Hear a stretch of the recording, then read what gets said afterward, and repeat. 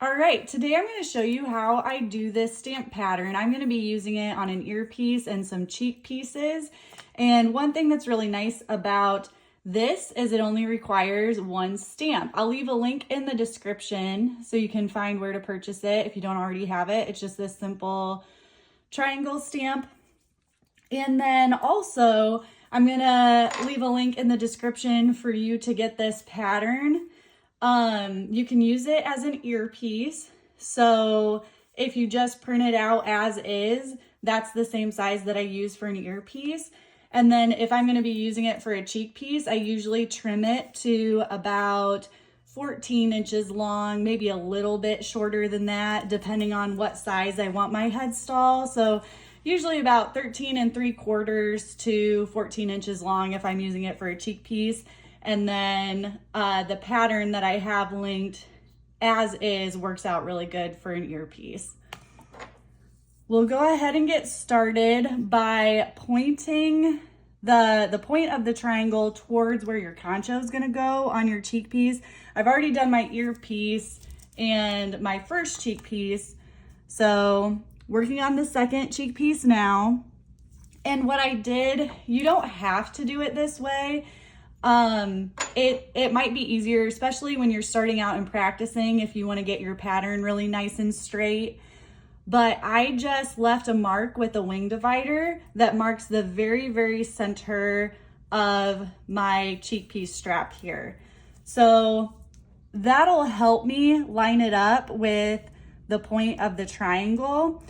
Once you get to practicing though, as long as you make sure when you go to stamp that this side is straight up and down and not tilted one way or the other, then that'll help you stay straight too.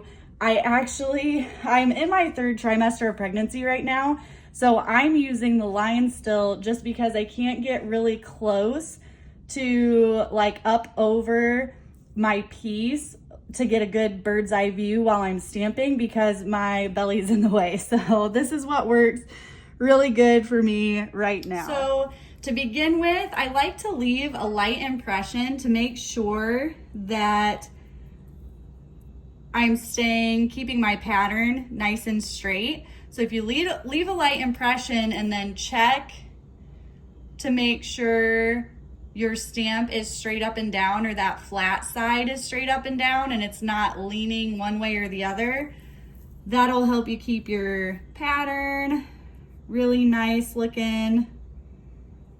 And then you can just line up the point of your triangle with that center line.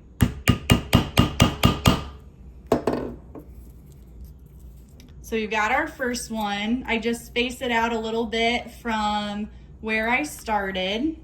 And then you're going to make 3 consecutive stamps going the same direction, just like this. So this is my first one. I'm gonna do a second one that overlaps this slightly. So instead of starting my stamp like at the very end of that flat side, I'm gonna overlap it a little bit. So I'm gonna do 1, 2, 3 that are all overlapped slightly.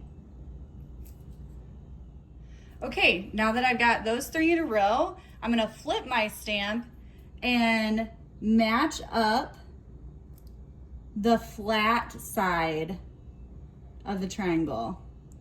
I'm gonna make a little impression. I'm a little crooked there. It's a lot harder for me to get my stamp on point when I'm working around the camera. So that's another reason why having this center line helps me stay where I need to be. So let me just try to get that a little bit closer to where I want it. That's better.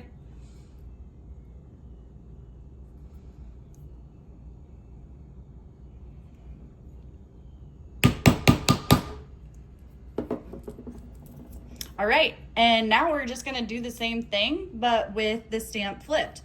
So I have this first one, and then I'm gonna do 3 consecutive ones just like that.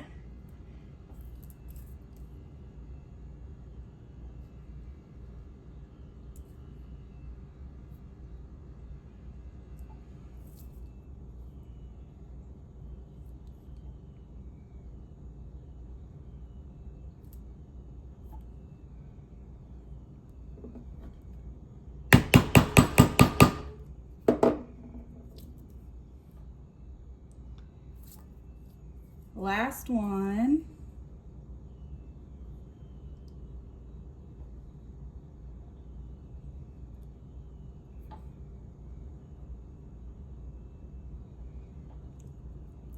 Leave a little impression, see where I'm at. Looks pretty good.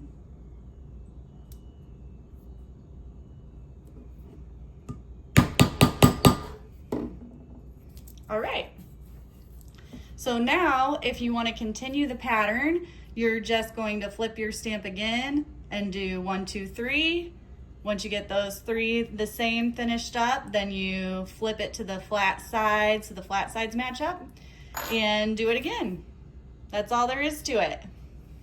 Now we'll be ready to paint, and one thing that's fun about this pattern is it gives you a lot of little areas where you can choose different colors and just get really creative with it. So we'll move on to that step next.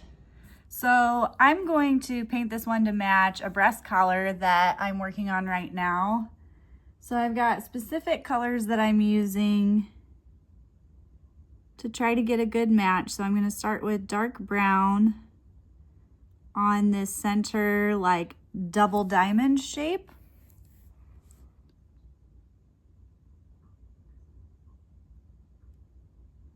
You'll want to work, these are really tiny details, so you'll want to work in a space with good lighting.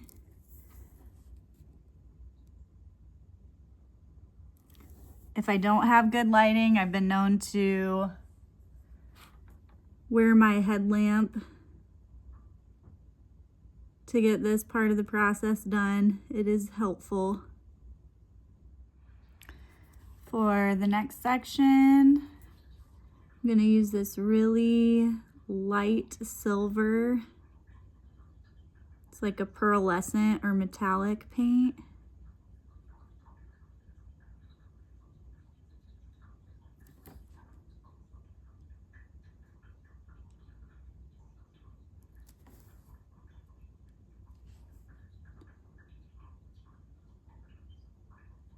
Might have to end up doing 2 coats of this one.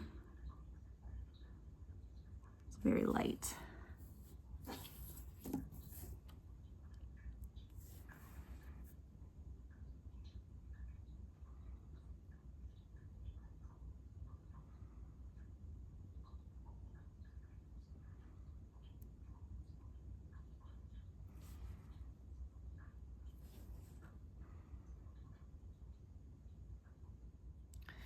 Next, I'm going to use this metallic bronze color.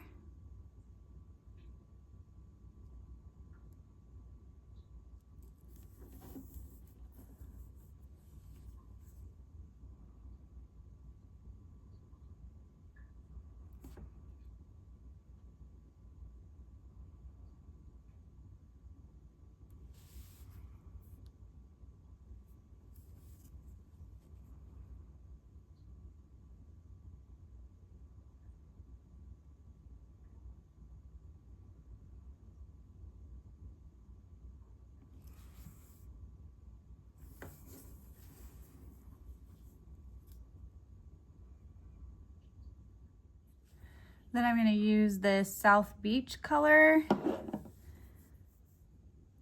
This matches my turquoise mohair pretty well.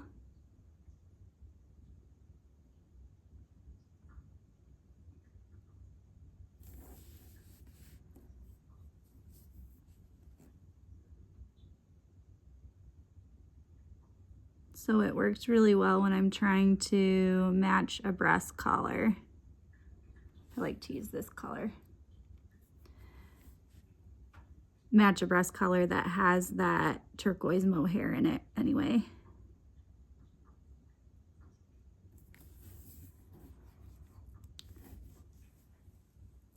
You want to really take your time.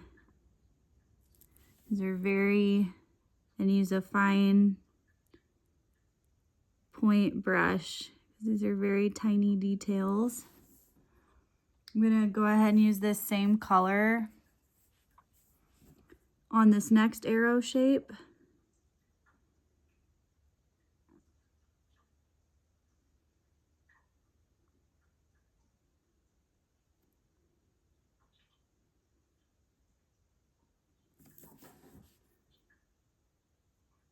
And then I'm gonna come back and add a layer of glitter to that last arrow on both sides. Okay, I let this dry for a moment, and then I'm gonna go ahead and add my Glitterite. Shake it up a little bit first. And then I'm gonna add a layer of that to these two arrows.